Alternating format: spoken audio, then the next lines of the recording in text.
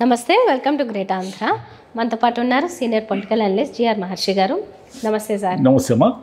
Sir, Ram Gopal Varma గారు ఒకప్పుడు successful movies తీశారు. తర్వాత నెమ్మదిగా ఆయన తీసిన మూవీస్లో మాఫియా మీద, డాన్ల మీద అండ్ పొలిటికల్ ఫ్యాక్షన్ అన్నిటి మీద, అంటే అలా ఏవేవైతే తీయడానికి భయపడతారు, లేకపోతే కొన్ని విషయాలు చెప్పడానికి భయపడతారో, వాళ్ళకి థ్రెట్స్ వస్తాయో, అలాంటివన్నీ ఆయన చేసేసారు. కాకపోతే తర్వాత తీసిన సినిమాలు ఒక వర్గానికి లేకపోతే ఒక పొలిటికల్ ఫ్యామిలీకి అపోజిట్గా ఉండడం, దాంతోపాటుగా ఏదో ఒక ట్వీట్ వల్ల వచ్చిన సమస్య అంతా ఇప్పుడు ఒక కేసు. ఆ కేసుకు సంబంధించి ఆయన ఏదో పోస్ట్ పెట్టారని దాని మీద ఏదో 4 చోట్ల ఎవరో వ్యక్తులు వేసిన కేసుకు సంబంధించి ఇప్పుడు ఆయన పారిపోయారు, అజ్ఞాతంలోకి వెళ్ళిపోయారు. ఒక 3-4 రోజుల నుంచి దొరకట్లేదు, దీనికి భయపడే వెళ్ళిపోయారు అని చెప్పి అంటున్నారు.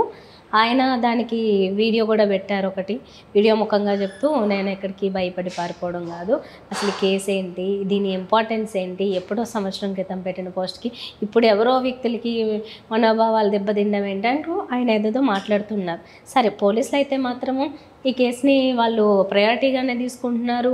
ఆయన కోసము బృందాలని పంపించడం ఇదంతా జరిగింది. కానీ ఇంకొంచెం తీవ్రం చేసి ఎట్లయినా, అంటే ఇప్పుడున్న సాంకేతికతతో పట్టుకోవడం అనేది పెద్ద కష్టమైంది కాదు.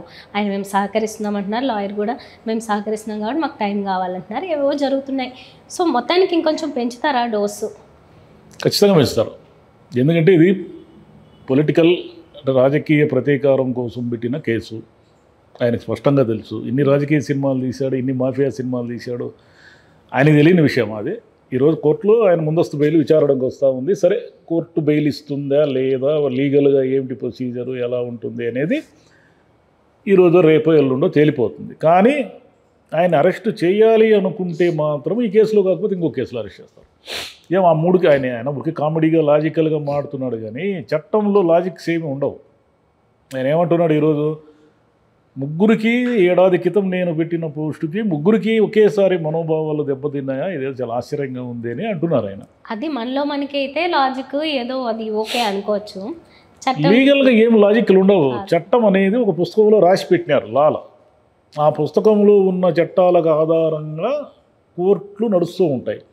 మీ లాజిక్లు ఇవన్నీ లాయర్ల వాదనల్లో ఉంటాయి. లాయర్లైనా ఎలా వాదించాలి, వాళ్ళకున్న సెక్షన్లు, చట్టాలు వీటిని ఉదహరిస్తూనే వాదించాలి. అంతేగాని ఆయన లాయర్ కూడా నా ఇష్టం వచ్చింది నేను మాట్లాడతానంటే కుదరదు. అయ్యా, పలానా సెక్షన్ కింద ఈ కేసు ఇలా ఉంది, దీనికి బెయిల్ వచ్చే అవకాశాలు ఇలా ఉన్నాయి అని ఆయన వాదించి బెయిల్ తెచ్చుకోవాల్సిందే తప్ప, లేదు మీరు 3 ఏకకాలంలో సంవత్సరం క్రితం మనోభావాలు దెబ్బతిన్నాయి అనేది ఇది రిడిక్యులస్ కదా యువర్ ఆనర్, ఎలా కుదురుతుంది అని ఆయన వాదించడానికి లేదు. రామ్ గోపాల్ వర్మకు తెలియంది ఏం కాదు. ఆయన కూడా ఎన్నో సినిమాలు తీశారు, ఇన్నేళ్ళుగా సినిమాల్లో ఉన్నారు, రాజకీయ సినిమాలు తీశారు. ఆయన తెలియనిది ఏం కాదు. అది మనోభావాలకు సంబంధించిన కేసు కాదు.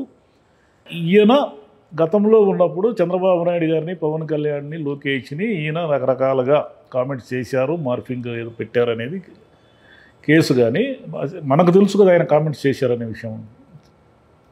కాబట్టి దానికి ప్రతీకారంగా ఆయన మీద కేసు పెట్టారు. కాబట్టి ఆయన్ని జైలుకి పంపించాలి అని డిసైడ్ అయితే ఇక్కడ బెయిల్ వస్తే ఇంకో కేసులో పెడతారు, ఇది పోతే ఇంకో కేసు పెడతారు. కాబట్టి ఆయన ఏమిటంటే నేను పారిపోలేదు అది అంటున్నారు, కానీ ఇప్పుడు పారిపోయారా లేదనేది మీరైతే బయట అయితే లేరు కదా. మీరు కోర్టులో ముందస్తు బెయిల్ తెచ్చుకున్న తర్వాత కనిపిస్తారేమో. ఒకవేళ బెయిలే రాలేదనుకోండి, అప్పుడేం చేస్తారు? అప్పుడైనా ఎంతో కాలం మీరు అబ్స్కాండ్లో ఉండలేరు కదా, రావాల్సిందే కదా బయటికి. కాబట్టి మీరు మాఫియా మీద సినిమాలు తీశారు, మాఫియా బెదిరింపులు ఎదుర్కొన్నారు, ఇన్ని చూసిన వాళ్ళకి మీకు చట్టము, న్యాయంకు సంబంధించిన, కోర్టులకు సంబంధించిన వ్యవహారాలు తెలియవు అని అనుకుంటే, మీరు అనుకుంటే ఎట్లా, ప్రజలు ఎట్లా అనుకుంటారు? కాబట్టి ఒక వర్గం, అంటే తెలుగుదేశం అనుకూల వర్గము రామ్ గోపాల్ వర్మని జైల్లో వేయాల్సిందే అని డిసైడ్ అయ్యింది. కాబట్టి వాళ్ళు ఇది కాకపోతే ఇంకో 10 కేసులు పెడతారు. కేసులు పెట్టడానికి ఏముంది, మీకు చాలామంది గుర్తుండకపోవచ్చు, కానీ ఒక ప్రముఖ సినీ నటి మీద ఒకడెవడో 3 పేరు లేనివాడు ఆ సినీ నటి నా భార్య, కాపురానికి పంపించండి అని కేసు వేస్తే కూడా కోర్టులో విచారణ జరిగింది. కోర్టుకి వాడు ఆ ఆవరణ పనికిమాలనోడు అనే దాంతో సంబంధం లేదు. కేసు వేశారా లేదా, కేసు వేసినప్పుడు ఆ కేసుకు సంబంధించిన ఆధారాలు సబ్మిట్ చేయగలిగితే ఆ కేసు ఉంటుంది, లేదంటే పోతుంది. ఇవే రూల్స్ అంతే కదా. ఇప్పుడు మనం ఎవరైనా మన దగ్గర ఒక 100 రూపాయలు తీసుకున్నారనుకోండి అప్పు, అప్పు తిరిగి ఇవ్వడం అనేది న్యాయం. కానీ ప్రామిసరీ నోటు మీద 100 రూపాయలు తీసుకున్నట్టు రాసుకోకపోతే ఇవ్వాల్సిన అవసరం లేదనేది చట్టం.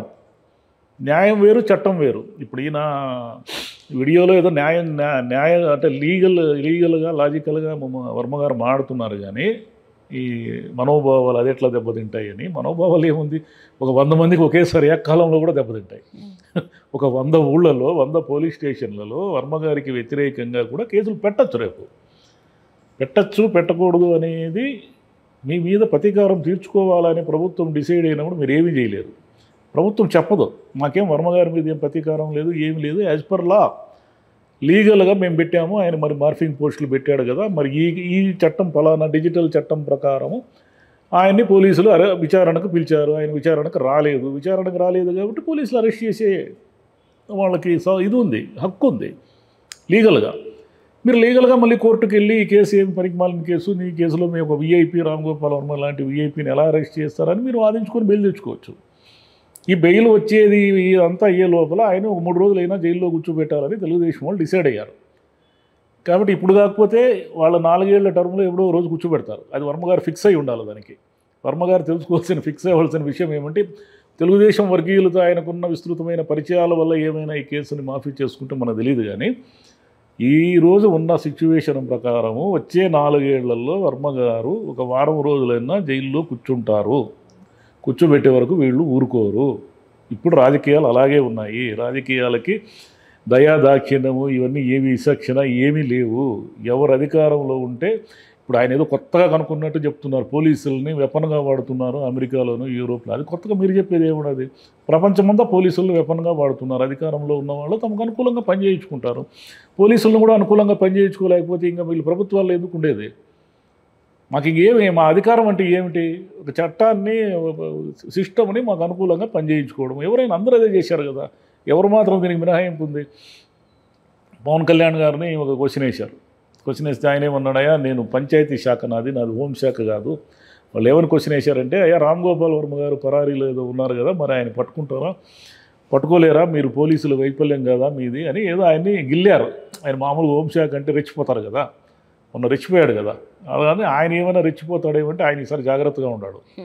ఆయన మూడ్ చాలా క్లియర్గా ఉంది ఈరోజు. ఆయన బాగా నవ్వుతూ, అయ్యా నాది పంచాయతీ శాఖ, నాది హోంశాఖ కాదు, నన్ను ఎందుకు నా పని నన్ను చేసుకొని ఇవ్వకుండా మీరు వేరే పని ఎందుకు చేసే ప్రయత్నం చేస్తున్నారు, నా జోలికి రావాకండి అన్నట్టుగా ఏదో మాట్లాడారు. అందరూ అనేమాట చట్టం తన పని తాను చేసుకుపోతుంది అనేది ఒకటి ఉంది కదా. చట్టం తన పని తాను చేసుకుపోతుందని ఒక స్టాక్ డైలాగ్ ఉంది 50 ఏళ్ళ నుంచి. అందరూ ప్రభుత్వాల్లో ఉన్న వాళ్ళందరూ అదే చెప్తారు, చేసేదంతా చేస్తూనే ఉంటారు. ఏమయ్యా ఇలా జరిగింది అంటే, అయ్యో మాకేం సంబంధం అండి, చట్టం తమ పని తాను చేసుకుపోతుంది అని అంటారు. వర్మగారు తెలుసుకోవాల్సింది ఏమంటే, 100 అయినా 106 అయినా ఆయన జైలుకు పోతారు. జైల్లో ఆయన 2-3 రోజులు కోర్టులో బెయిల్ రాకుండా శుక్రవారం సాయంత్రం ఎప్పుడో అరెస్ట్ చేసి శని ఆదివారాలు కోర్టులు ఉండవు కాబట్టి బెయిల్ లేకుండా, అఫ్కోర్స్ జడ్జి గారు ఇంట్లో కూడా ఒకసారి ప్రవేశపెట్టచ్చు, అలా కూడా చేసే అవకాశాలు ఉన్నాయి కొన్ని కేసుల్లో. మరి ఈయనైతే ఒక 3 రోజులు జైలుకు పోయి నా జైలు శిక్ష అని సినిమా తీయడానికి సిద్ధంగా ఉండాలి. ఎవరో ఒకరు హీరోని పెట్టుకొని అక్రమంగా జైలుకు వెళ్ళే వాళ్ళు ఎలా ఉంటారు అనేది సినిమా తీసుకోవచ్చు. ఆయన ఇష్టం అది. అంటే టైం మనకంటే ఆయనకి ఒక 4 ఏళ్ళు అనుకుంటే, 4 ఏళ్ళలో అప్పుడెప్పుడో మధ్యలో ఇంకా ఈ పోరాటాలు చేసుకుంటూ, అంటే దొరకకుండానో ఇంకోటో, మొదట్లోనే ఇంకెలాగో తప్పదన్నట్లు దక్కేది దక్కగా మాడదన్నట్టు ఇప్పుడే అవి వచ్చేస్తే ఆయన పని ఆయన చేసుకొచ్చేమో. దానికి మంచి క్రేజ్ వస్తుంది ఇప్పుడే అరెస్ట్ అయితే. ఇట్లా పారిపోయి ఫామ్ హౌస్లో నుంచి ఏదో వీడియోలు పిల్లలు ఏదో అరుస్తున్నారు, ఆయన ఎక్కడో రిసార్ట్స్లో ఉన్నాడు ఆయన. ఎందుకంటే ఆ వీడియో చూస్తే వెనక పిల్లల అరుపులు అవన్నీ వినిపిస్తున్నాయి. అంటే ఏదో రిసార్ట్స్లో ఉన్నాడు ఎక్కడో ఆయన. పోలీసులు కనుక్కుంటారు, అదేం పెద్ద విషయం కాదు ఇప్పుడున్న టెక్నాలజీకి. ఆయన ఎక్కడున్నా సరే ఏదో ఒక కమ్యూనికేషన్లో ఉంటాడు కదా ఎవరితోనో. కాబట్టి ఆయన ప్రశాంతంగా వచ్చేసి, అయ్యా మీరు ఏం చేయగలుగుతారు, మహా చేస్తే అరెస్ట్ చేస్తారు, లేదంటే 4 దెబ్బలు వేస్తారు పోలీస్ స్టేషన్లో. మీకు తెలుసు కదా, 3rd డిగ్రీ ట్రీట్మెంట్ ఒకటి ఉంటుంది. వర్మగారి మీద అది ఉపయోగిస్తారో లేదో నాకేం తెలియదు, కానీ వెనకటికి చాలామంది ఆరోపించారు కదా మా మీద 3rd డిగ్రీ వాడారని. కాబట్టి పోలీసులు 3rd డిగ్రీ వాడతారు అనే దానికి మనకి నిర్ధారణ లేదు. ఫలానా విఐపీలు కాబట్టి వాడచ్చు వాడకూడదు అనే దానికి కూడా లేదు, వాడచ్చు కూడా. అది రామ్గోపాల్ వర్మ గారు జైలు నుంచి బయటకు వచ్చిన తర్వాత మనకు తెలుస్తుంది. ఆయన ఇప్పుడైతే పిరికివాడని ఆయన వ్యతిరేకులంతా కూడా ఆయన్ని చూశారా, ఆయన ఏదో పెద్ద ఫోజులు పెట్టాడు, అప్పుడు అది గత ప్రభుత్వం ఉన్నప్పుడేమో రోజు ఒక వీడియో చేశాడు, నేను పులిని సింహాన్ని అని. ఇప్పుడేమో పరారీలో ఉన్నాడు, ఎక్కడో రిసార్ట్స్లో దాక్కున్నాడు. పోయి ఎక్కడ పోతాడు ఆయన? దేశం వదిలైతే పోలేడు. వీళ్ళు అవసరమైతే లుకౌట్ నోటీసులు కూడా ఇస్తారు. చిన్న కేసే కదా ఇది. ఏం కేసు ఇది? డిజిటల్ కేసు ఇది. ఈ కేసుకి ఏమీ కాదు, ఆయనకేమీ 2 ఏళ్ళు జైలు శిక్ష పడదు, యావజ్జీవ శిక్ష పడదు. కేసు నడుస్తుంది అంతే. అంటే లీగల్గా ఎవరైనా వేధించదలుచుకుంటే కేసు పెట్టి వాయిదాలకు తిప్పుతూ ఉంటారు. ఇలా ఎంతోమంది వాయిదాలకు తిరిగి అలసిపోయిన వాళ్ళు చాలామంది ఉన్నారు. షూటింగ్లో ఉన్నానన్నారు కానీ షూటింగ్లో ఎన్నాళ్ళని ఉంటారు? షూటింగ్లో ఎలా ఉంటాడమ్మా ఆయన? షూటింగ్ అనేది కనీసం 25 మందికి సంబంధించిన వ్యవహారం.